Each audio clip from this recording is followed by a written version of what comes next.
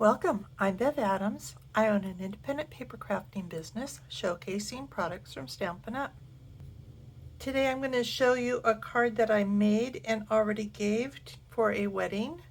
I did use products from Stampin' Up to make this card, and I also sell a few items to make crafting more convenient.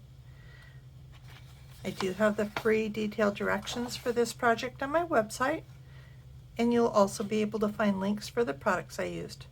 Just click the links for the products that you would like to be taken to my online store at Stampin' Up.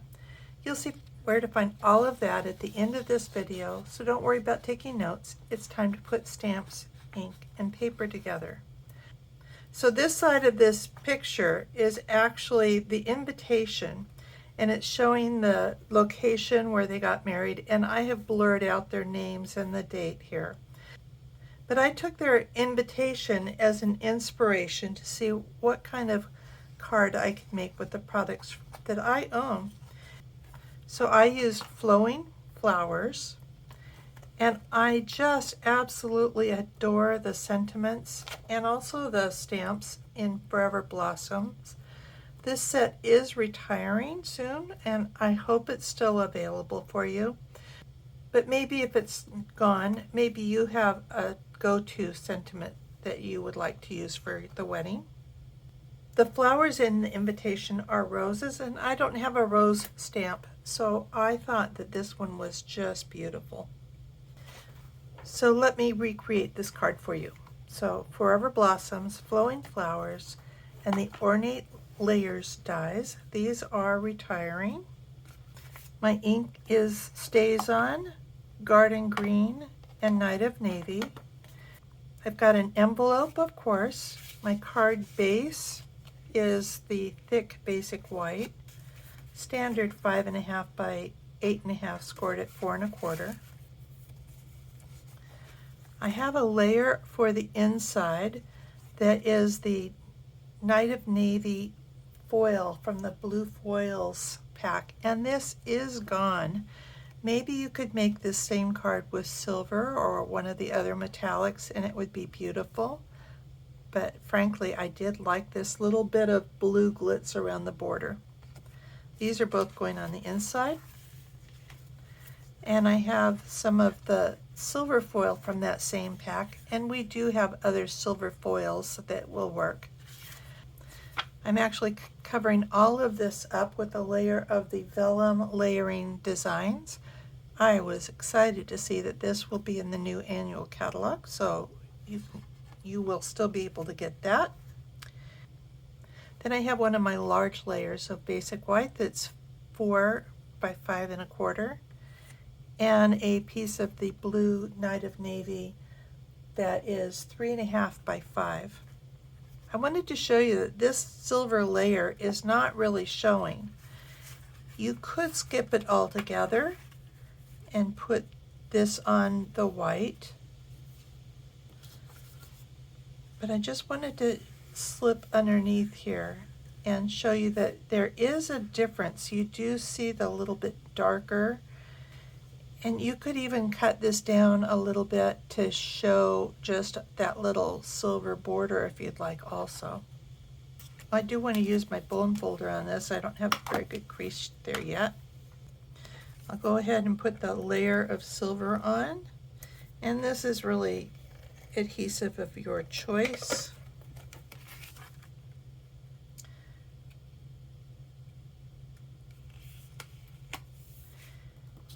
And then this layer, when you use adhesive behind a vellum, it can show, but I'm going to be covering up the center section, so I can freely put adhesive in the center section here.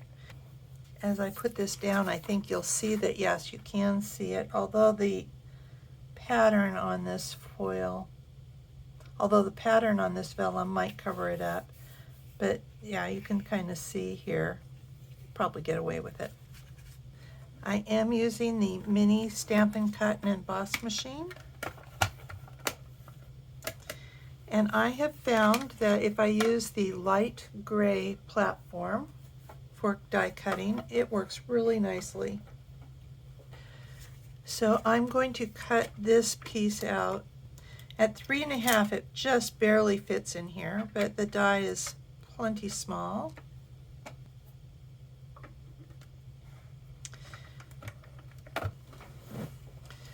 Part of the price of having such an ornate die is that there might be some poking that you need to do. So I'm using my die brush to see if I can avoid some of that poking. And I am trying to avoid brushing the center blue part here.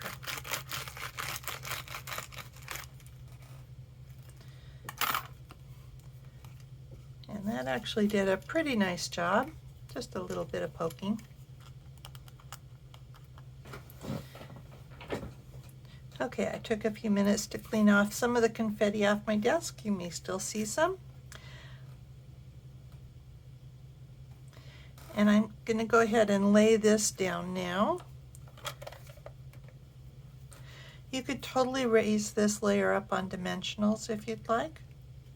I just kept it flat. Then on this piece, we're going to do our stamping. Before I do my stamping, I want to center the die on the 4 by 5 1/4 piece of basic white, and I want to very lightly trace around this shape.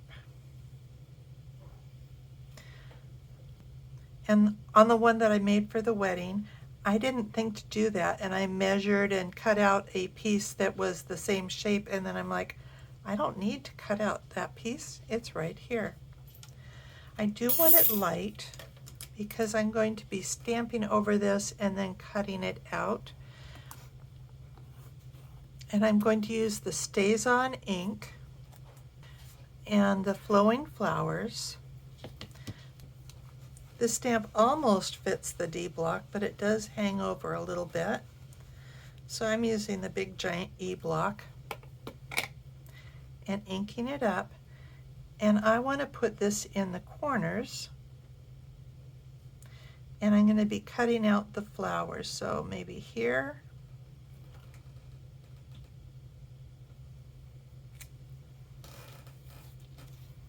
And then in this corner.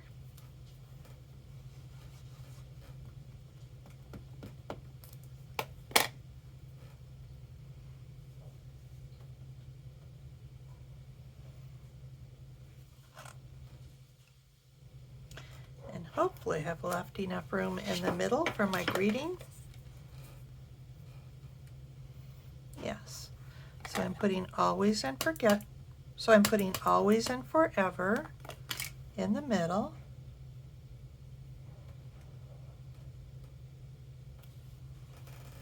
And then I'm using blending brushes to get a little bit of color on these flowers. When I use the blending brushes, I like to have a piece of scrap. So I'm going to just pick up some, because if you go right on here, it can be awfully dark. So I want to kind of get it down to where it's just leaving a little bit of blue. I want to do a hint of blue, and I probably should have given this more time to dry because I don't want to smear that ink. And we'll repeat that on this flower. And actually, I think I'm kind of dabbing a little bit. Okay. And we'll switch to the garden green for the leaves. And for the leaves, I just really want to give a hint of color here.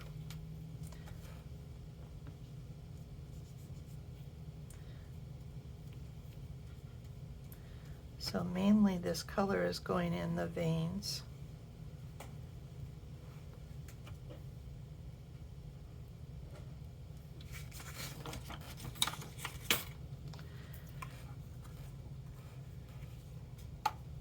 You will want a sharp bladed knife and a metal ruler, and I'm going to put the ruler on that line that I drew,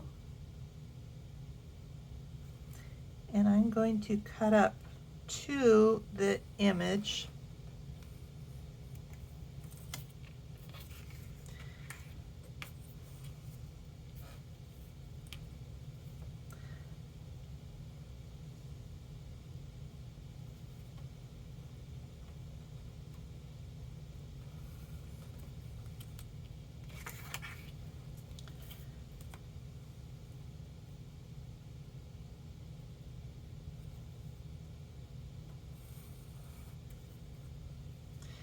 Now there's a tiny bit here, and I think I am going to go ahead and cut that straight.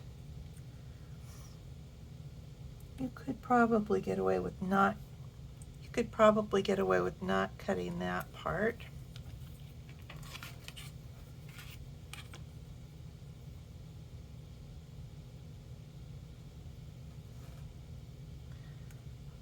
And then I'm going to fussy cut around the flowers. I'm not going to try and do anything with these little dotty things.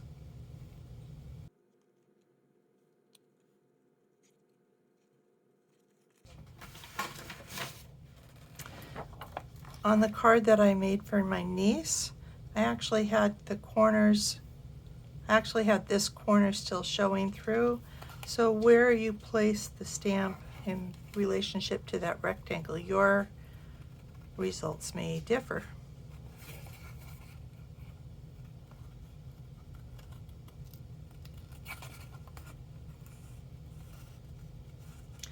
But you do want most of the flower on the rectangle and some of the flowers hanging off the edges.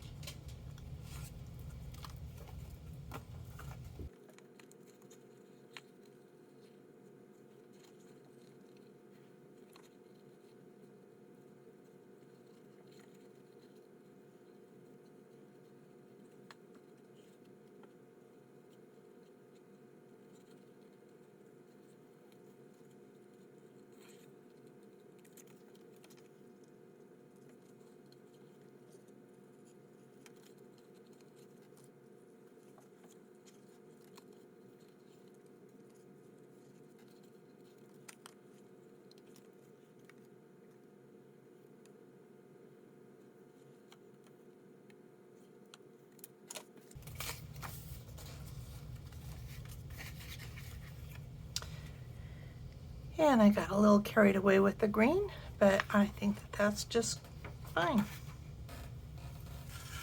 And when I put this on here, I think it really is highlighted by that border. And again, you could pop this with dimensionals, but I'm just putting it straight down. Okay, so we'll put this down centered on the dots. And I can see that there's a little tiny bit of my line showing, so I'll go ahead and erase that. If you are precise cutting, that won't show at all. Beautiful. So on the inside, I've got my layer that's just a tiny bit smaller than the blue. My other greeting is wishing you a long life together filled with love and promise. And so that's going to go right here in the middle. Depending on how much you like to write, I don't like to do much more than sign my name.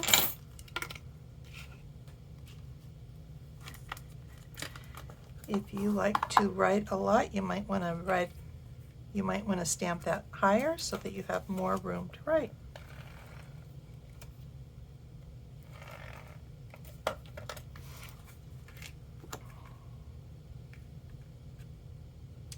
And this is just a narrow little border.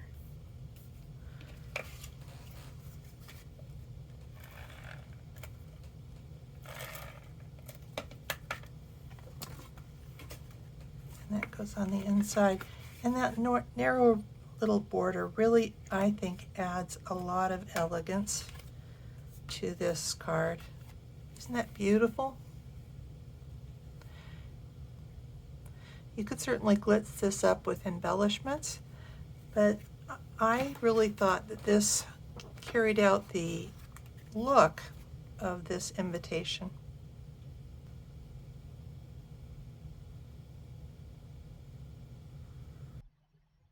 Here is the web address for this project, where you'll find the free directions and links for the products I used. You can click individual products or the add all to the cart. You will be able to remove products you don't need or add more products. I have lots of resources on my website. Most of them are free. It's easy to miss some of those resources or to get lost exploring. Let me take you on a quick tour. Just under the banner image are 6 links. Under Shop, you'll find links to the products from Bev, Shopping Strategies, my frequent shopping points, and a sampling from the clearance rack. Under Inspiration, you can link to scroll all of my projects since 2011. The products may be retired, but you may be inspired by a layout, color combination, or a technique. I have the basics, where I've written about stamps, ink and paper, cutting, adhesives, and my favorite tools. You'll find a link to Techie Tips and an easy link back to my latest post. Click on Getting Organized, and you'll find some of my resources for stamp case slips, product labels, large labels for designer series paper, and more. Case inserts for dies, embellishments, and anything I think might fit in a stamp case, including ink refills. You'll also find color tools and charts, a practically free stamp pad storage solution, tabs and a quick reference for the annual catalog, and plans for toolkits. I have a video of my craft wall and more. Click on Evernote Current Products and you can learn how to share my notebook. This notebook has a note for every current product from Stampin' Up! It allows you to search by color, image, product type, word, phrase, or event, and more. I include French, German, and Dutch names and numbers when available, and the prices for all the markets. Evernote synchronizes on your phone, tablet, and or your desktop or laptop computer, so you can look through the Stampin' Up! Catalog from anywhere, anytime. You can copy my notes for the products you own so you can find just what you're looking for. When products retire, I move them to the Retired Products Notebook, which I also share, and I host a notebook for Paper Pumpkin. Click on Sip Together and then let's stamp to come stamp with me or join my Sip Together team. There's also a link to learn a bit about me. The sitemap will help you navigate all these links from one page. And there are quick links along the side of my page. Shop Now takes you to my online store at Stampin' Up! You'll see the current host code. It would be a great help to me if you use that if you are ordering less than $150. You can click on the current catalogs to page through them online. And I've got a link to a color lab to get color combinations. And then there are my links to my 5 most recent posts. Thank you very much for stopping by and hope to see you soon.